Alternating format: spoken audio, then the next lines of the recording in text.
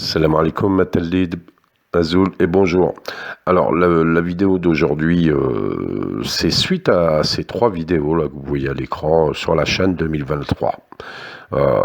Donc, un sujet secondaire dans la vie de tous les jours, dans la vie de l'humanité, etc. C'est totalement secondaire. Mais sujet important, c'est-à-dire moi j'en ai tiré des conclusions à me dire mais finalement toute cette campagne de la chaîne 2023, vu les réactions qu'ont suscité mes vidéos, ça m'a poussé à faire cette vidéo d'aujourd'hui. Parce que j'ai eu plus de vues que d'habitude. Bon, c'était pas spécialement le but, hein, je m'en fiche des vues, mais c'est les réactions. Et j'en ai lu plein, évidemment, plus de la moitié, voire les trois quarts, c'est des réactions de Marocains. Alors il y en a, c'est carrément des trolls. Je suis convaincu, c'est des trolls, tout simplement. Et l'autre partie, c'est des Marocains, Marocaines, qui sont convaincus de ce qu'on leur fait avaler. Voilà. Peut-être même, ils ont des convictions eux-mêmes, tout simplement. Mais quand même, ça m'a poussé à faire la vidéo d'aujourd'hui. Aussi, ce qui m'a poussé à la faire, c'est que j'ai vu un live qui était très intéressant sur une chaîne qui s'appelle la chaîne des alerteurs, une émission spéciale avec Youssef Indy et Aïssa d'Axe de la Résistance. Aïssa, c'est plus, je crois, c'est un Iranien. Et donc Youssef Indy, un Marocain.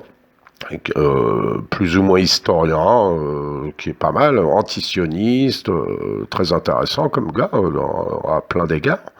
Mais là, l'émission, elle était consacrée justement au Sahara occidental, à sa position qui est totalement classiquement marocaine, et il présentait un dossier qu'il a fait, retraçant donc l'histoire, tout ça, parce qu'en sa position d'historien, en justifiant que le Sahara est marocain et que c'est tout à fait normal, et pas de référendum et tout ça, il soutient tout ça. Bon. Aïssa de la Résistance, qui lui est un Iranien musulman, était plus dans une position à essayer de lui dire bah, c'est bien le peuple marocain, vous avez manifesté quand même votre soutien à la Palestine et tout ça pendant la Coupe du Monde. Pourquoi vous soutenez votre gouvernement, quoi, la monarchie et tout ça, qui elle est alliée d'Israël. Et je vous laisserai aller voir l'émission, mais enfin je vous fais deux trois résumés sur deux trois points. Youssef Indy, il dit non, mais nous on peut pas être contre notre monarchie parce que c'est elle qui est le socle du pays. Sans elle, le pays pourrait être éclaté et tout ça, et on veut pas ça. Bon, ça se comprend, hein, quelqu'un qui veut pas que son pays soit totalement divisé, en guerre civile, etc.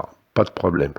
Et aussi, donc, il lui posait plein de questions sur cette histoire de Sahara occidental, comme il comprenait pas bien la position des Marocains et tout ça, et Youssef Indy a donné son point de vue.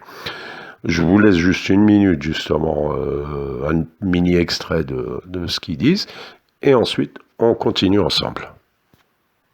La normalisation avec Israël, je ne l'ai pas digérée, je la digère toujours pas.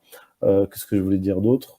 Bah oui, voilà, tout simplement, je vous renvoie, je vous renvoie à mon dossier pour ceux qui, euh, qui veulent comprendre ma position. Et ma position, comme dans tous les sujets, j'essaie quand même de la fonder sur une étude rigoureuse, sur des faits, et d'essayer d'être juste. Voilà, j'essaie d'être juste le plus possible, mais bon, je ne suis qu'un homme.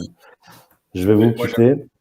s'il te plaît, juste, j'avais une question avant que tu nous quittes, justement. Ouais, ouais. Je vous ai pas mal écouté. Je voulais simplement écouter. Je voudrais juste, avant que tu nous quittes, est-ce que tu peux nous dire un mot sur le discours du régime marocain en 1985, quand il reconnaît publiquement le droit à l'autodétermination occidentale et qu'il valide le référendum? Est-ce que tu es un petit peu au fait de ça ou... Non, je ne suis pas au fait. Donc, l'État marocain a reconnu publiquement l'autodétermination du Sahara occidental. Non, j'ai pas vu ça. Envoie-moi la référence. Mais c'est De toute façon, c'est un lecteur qui t'a envoyé ça, c'est ça? Non, C'est ça. oui, bah, c'est un discours public je sais pas si c'est un ministre Bah, marocain. faudrait que je lise le discours. Voilà. Voilà, donc c'est un historien, Youssef Indy, et on peut douter de sa sincérité quand il dit qu'il n'est pas au courant en répondant à cette dernière question quand même. Ça, c'est clair et net.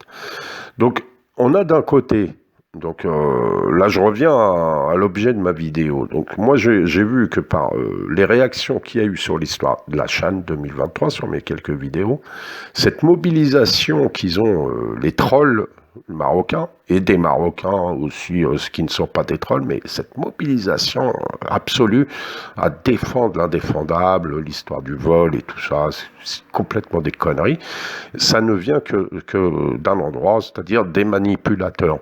Et les manipulateurs, c'est le Merzen et ses ramifications, notamment la Fédération marocaine de football, en tout cas l'EGJA. Voilà, dont les dirigeants, donc le Merzen, dont les dirigeants qui ont d'autres motivations politiques, stratégiques, économiques et pour certains simplement politiciennes. Mais vous avez, suite à ces manipulations, les Marocains eux-mêmes, je vous dis, une partie c'est des trolls, une grande partie c'est des trolls, parce que je le vois sur les réactions, c'est pas possible, c'est pas... Et il y en a, c'est des gens qui ne savent pas, qui sont un peu ignorants, et d'autres qui sont convaincus tout simplement de ce qu'ils disent, de ce qu'ils pensent.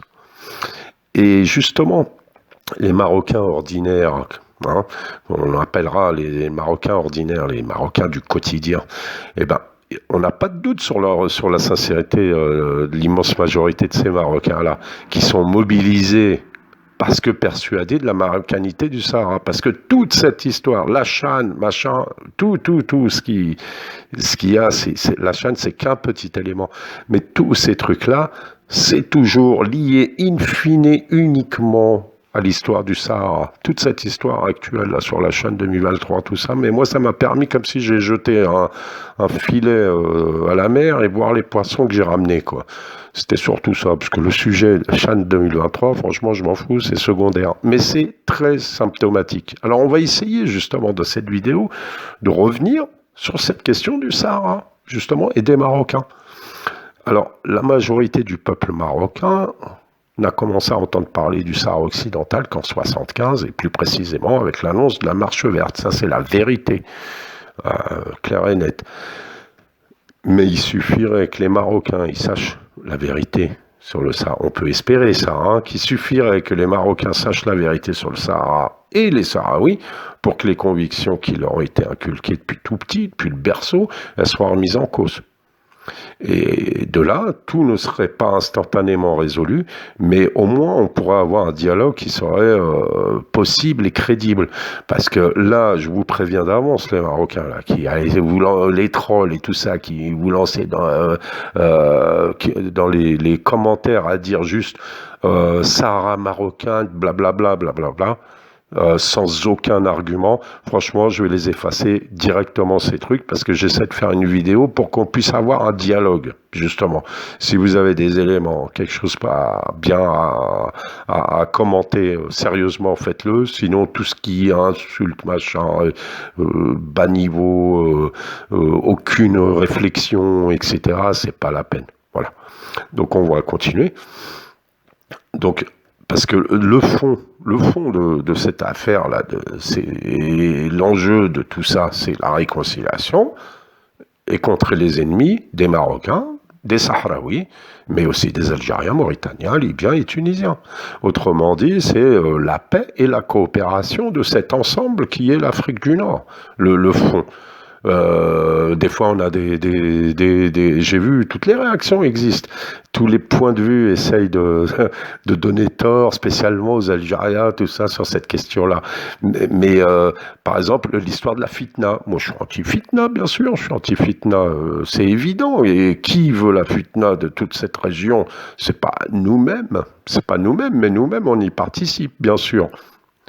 Donc c'est pour ça que cette vidéo, je vous dis aux trolls qui vont essayer de commenter, ne commentez pas, vous ne perdez pas de temps, ne vous faites pas mal au doigt sur votre clavier puisque vos messages seront automatiquement effacées. Pour les autres qui ont des commentaires plus intéressants, qui vont dans le sens d'un certain dialogue et la paix, tout simplement, pour arriver à de la coopération, comme ça les vols marocains arriveront, passeront en Algérie peut-être, etc. un jour, vous voyez, mais s'il vous plaît, ne soyez pas comme vous êtes, quoi, pour le moment, j'allais dire un autre mot. Parce que la vérité, moi je vais essayer de vous dire des vérités que vous pouvez aller vérifier. Je vais vous mettre un document sous la vidéo, c'est 30 pages que vous pourrez aller lire tranquillement pour ceux qui savent lire. Et on pourra en reparler. Donc la vérité, elle est révolutionnaire. Si les Marocains connaissaient vraiment la vérité, et ils n'avaient pas juste en tête que la propagande, cette vérité, elle serait révolutionnaire dans l'opinion publique marocaine. Alors, je redis encore une fois, au Marocain ordinaire, je lui demande de s'armer de patience et de tolérance pour aller jusqu'au bout de cette vidéo, quitte ensuite à contester, à réfuter ce qui lui paraît contestable. Et là, on ouvrira un dialogue. Alors, point 1, le peuple sahraoui est un peuple arabe et africain, d'origine négro-arabo-berbère. Des Arabes des tribus Hassain, fraction des Beni Makril, originaires de la péninsule arabique, sont arrivés au Sahara occidental et s'y sont installés progressivement entre le XIIe et XVe siècle. Et le brassage répété étalé sur des siècles entre les populations venues du nord, notamment ces tribus Hassan, et des habitants plus anciens berbères et négro-africains, a donné naissance à une population maure, composée notamment de Mauritaniens et de Sahraouis, pas de Marocains spécialement. Hein, voilà. Et aussi loin que l'on remonte dans l'histoire, le Maroc n'a exercé aucune souveraineté sur le Sahara occidental. C'est prouvé par les historiens. Je vous laisse le document, là. Lisez le document qui est en dessous de la vidéo. Je ne peux pas étaler. J'ai essayé de m'appuyer sur ce document pour faire cette vidéo-là. Toutes les expéditions militaires des sultans marocains, elles étaient uniquement destinées à la recherche de l'or et des esclaves en Afrique. C'est-à-dire, les caravanes, c'était pour les caravanes, le commerce entre le Maroc et l'Afrique noire, comme jusqu'à maintenant. Par exemple, le passage de Guergueret est stratégiquement super important parce que permet le commerce entre le Maroc et jusqu'au Sénégal, etc., et l'Afrique noire. Et les choses se répètent, hein. Pendant des siècles, ça a été comme ça. Ils se sont battus juste pour cette route, mais pas pour le Sahara occidental. Et notamment à travers l'histoire, ils n'ont pas réussi à traverser le Sahara occidental.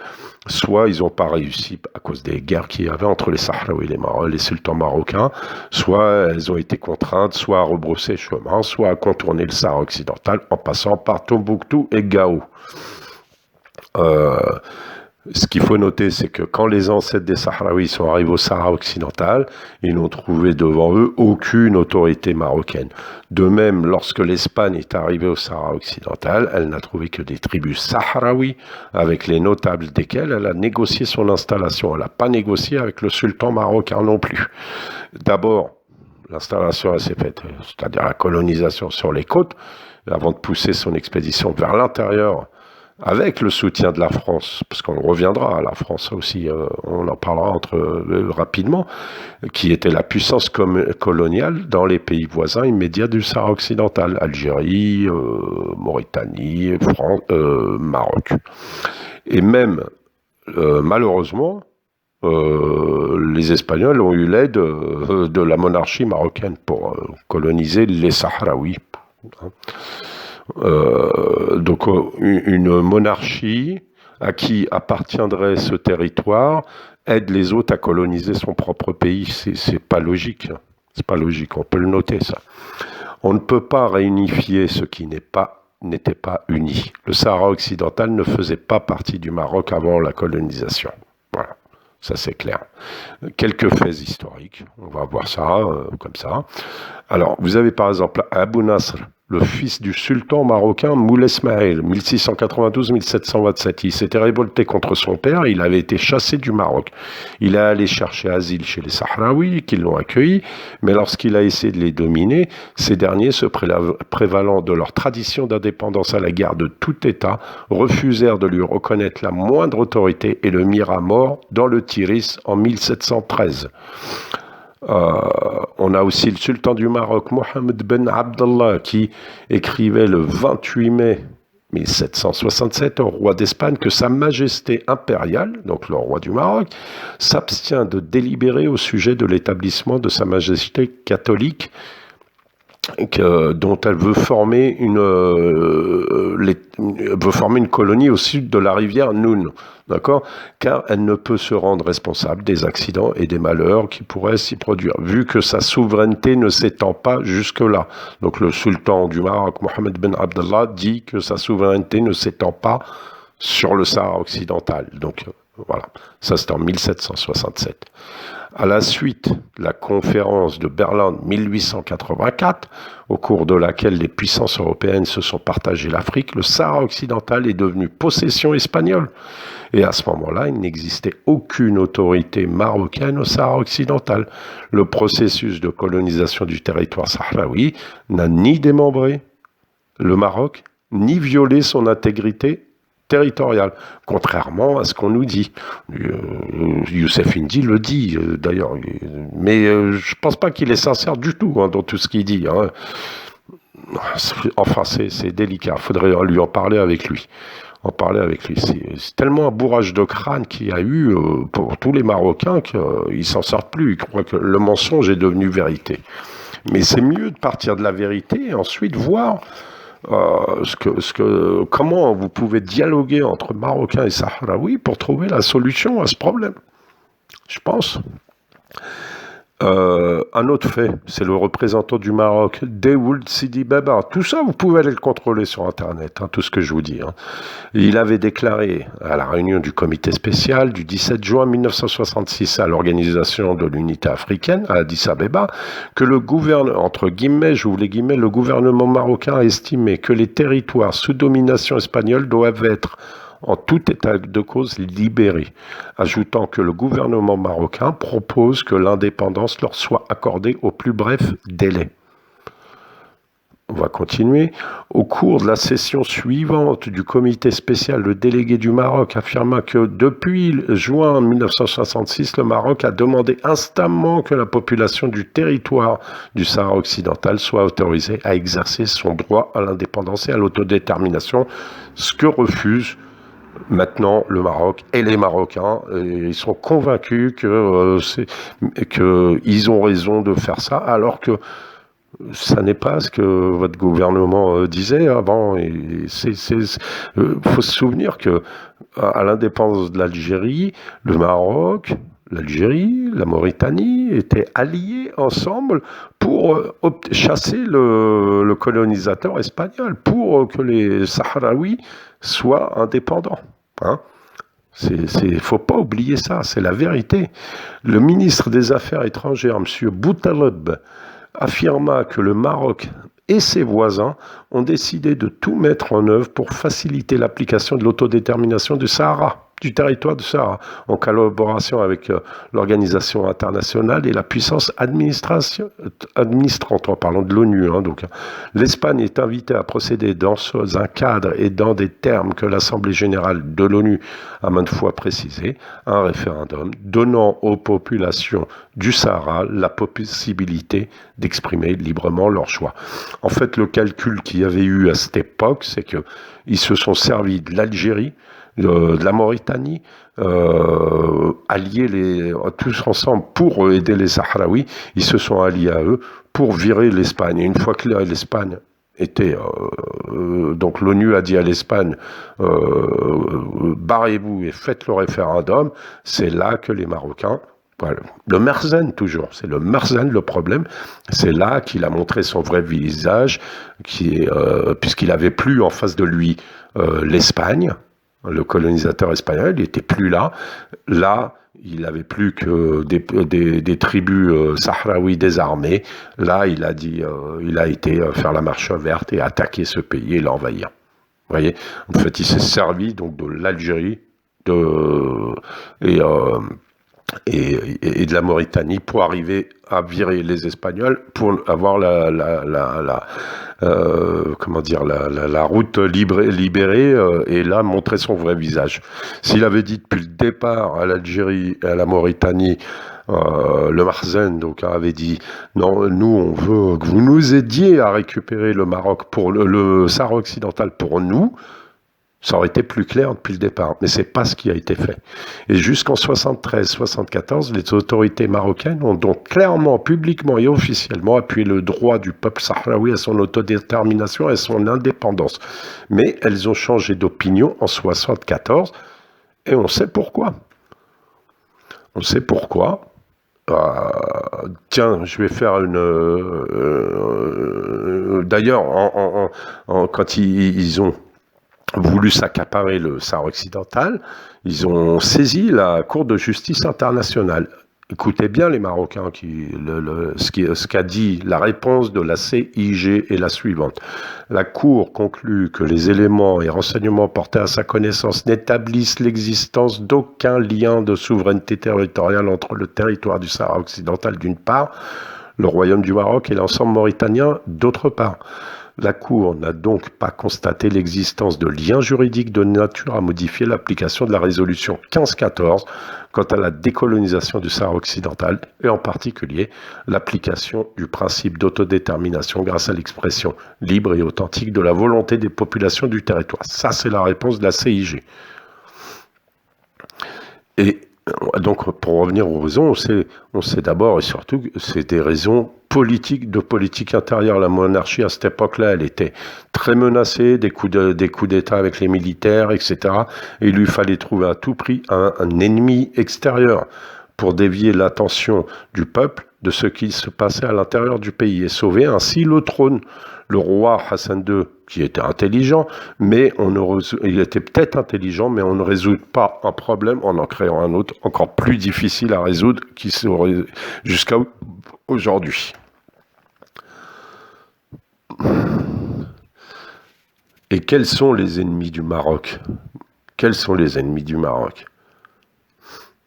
Au lieu de s'attaquer injustement et inutilement à l'Algérie, dans tous les détails jusqu'à la Chan 2023, en fait, ce serait à la France qu'il faudrait poser des questions. Cette France qui a toujours combattu, qui a bombardé les Sahraouis pour aider les Espagnols à coloniser le Sahara occidental, la France était déjà dans le coup à les bombarder. Ensuite, la France, elle a toujours soutenu le Marzen qui a donc agressé et envahi le Sahara occidental, et jusqu'à aujourd'hui, la France ne parle pas avec le Front Polisario, elle parle que avec le Marzen, alors que le Marzen lui-même parle avec le Polisario pourtant. Mais la France, c'est elle à qui il faut poser des vraies questions, et c'est pas à l'Algérie. Alors, je rappelle que ce n'est qu'en 1975, lorsqu'ils ont eu sur les bras, en parlant de l'Algérie, lorsqu'ils ont eu sur les bras des milliers de réfugiés sahraouis, fuyant les bombardements de l'aviation et les blindés de l'armée marocaine, que l'Algérie s'est décidée à soutenir les Sahraouis. D'abord sur le plan humanitaire, et par la suite, quand elle a été convaincue de la justesse de la cause du peuple sahraoui, du sérieux du Front Polisario sur le plan politique, comme elle l'avait fait pour pour beaucoup de mouvements de libération africaine, Mozambique, Angola, Afrique du Sud, etc., etc. Ça, je ne reviens pas là-dessus. Donc en 1975, le roi Hassan II, quand il a eu des problèmes avec les coups d'État de ses militaires, il a crié au danger extérieur, pointant le doigt vers l'Algérie, alors que celle-ci n'était pour rien dans cette affaire. L'Algérie, c'est un faux prétexte jusqu'à aujourd'hui. Elle a été choisie pour cacher au peuple marocain l'existence du peuple sahraoui et pour l'induire en erreur en l'impliquant dans une guerre contre ce dernier. Donc en fitna totale, quoi. Si c'est un point de vue musulman, certains font toujours des les khawawistes. Oui, mais non, mais d'un point de vue musulman, vous êtes en tort, les Algériens, vous voulez la fitna. Non, mais faut pas exagérer, quoi. Si vous êtes musulman, regardez-vous dans la glace directement, et puis vous verrez que votre argument, faut pas. D'ailleurs, l'objet de ma vidéo là, c'est essayer de voir si si vous avez une once de discussion vraiment sincère. Le Sahara occidental n'est pas le problème du peuple marocain, c'est un problème créé par le pouvoir marocain en vue de préserver la monarchie absolue et pour détourner le peuple de ses véritables objectifs de lutte. Et ça, c'est pas moi qui le dis, hein, c'est des Marocains qui le pensent, mais qui n'osent pas le dire au grand jour, c'est tout. Mais bien qu'il y a eu des journalistes, tout ça, de la presse qui a pu le dire, mais la censure, elle est à fond. Et même un gars comme Youssef Indy, s'il pensait à la marge, même s'il est convaincu que le Sahara marocain, etc., s'il pensait quand même, parce qu'il peut être un peu objectif, s'il pensait des choses de ce genre-là, il n'oserait pas les dire. Voilà, parce que c'est pas possible, quoi. Les Marocains, la pression de leur merzen fait qu'ils n'osent pas s'exprimer, dire le fond de leur pensée. Les vrais ennemis du peuple marocain, ce n'est pas le peuple sahraoui, le Front Polisario et la RASD, mais le merzen, et ceux qui le soutiennent d'une part. Donc, aujourd'hui Israël, la France, etc., etc. C'est la pauvreté et la dictature d'autre part, comme beaucoup d'autres peuples de la région. Hein? C'est ça les vrais problèmes. Les problèmes du peuple marocain, ils sont d'abord la démocratie et la justice, autant que ceux du peuple algérien ou tunisien, etc. Tout le monde sait que jusqu'à présent, il est encore difficile pour un Marocain de se faire une autre opinion sur la question du Sahara occidental, autre que celle défendue officiellement. Pas mentir. En 1975, à la demande du Maroc lui-même, le problème a été posé devant la Cour de justice internationale et je vous en ai parlé tout à l'heure. Je vous ai donné la réponse de la Cour de justice. Alors, je vais vous poser quelques questions pour finir. Si vous avez quelque chose dans le ventre, quelque chose dans la tête, quelque chose de consistant, mettez un commentaire et répondez à l'une de ces questions ou à toutes. Si c'est juste pour faire les blabla habituels, là, les commentaires seront annulés automatiquement. Alors, question 1. La propagande marocaine évoque ce qu'elle appelle les droits historiques. Si ces droits existaient, pourquoi la communauté internationale ne les a-t-elle pas pris en considération? Pourquoi l'ONU et l'OUA et maintenant l'UA n'en ont-elles pas tenu compte? Première question. Deuxième question, comment se fait-il que le Maroc a jusqu'en 1974-1975 appuyé aux Nations Unies le droit du peuple sahraoui à l'autodétermination et à l'indépendance par rapport au Sahara occidental espagnol? Et comment se fait-il que brusquement il opéra une volte-face, il a tourné sa veste à 180 degrés? Vous ne vous posez pas de questions comme ça, des fois ça vous dit rien. Autre question, pourquoi lorsque les Sahraouis ils ont lancé en 67 et particulièrement en 73 leur lutte de libération nationale, ils étaient seuls? Il était où le Maroc à ce moment-là? Nulle part. Ce n'est que 2 ans plus tard qu'ils eurent eu le droit à un soutien extérieur, c'est d'abord de la Libye en premier, puis de l'Algérie.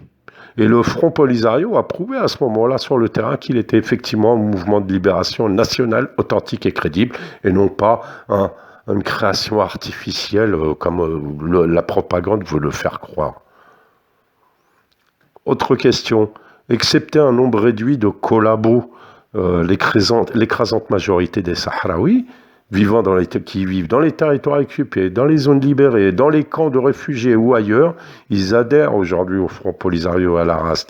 Si les autorités marocaines contestent cette affirmation et prétendent que les Sahraouis sont pro-marocains, pourquoi refuse-t-elle la tenue du référendum? Essayez de répondre à cette question. Autre question. Comment se fait-il que le Maroc a jusqu'à 1975 appuyé l'autodétermination et qu'il a retourné sa veste? Je l'avais déjà posée, mais elle est bien à répéter cette question. En fait, le merzen tient le Sahara occidental par les Marocains, et le merzen tient les Marocains par le Sahara occidental. Allez, maslama, à bientôt, Inch'Allah.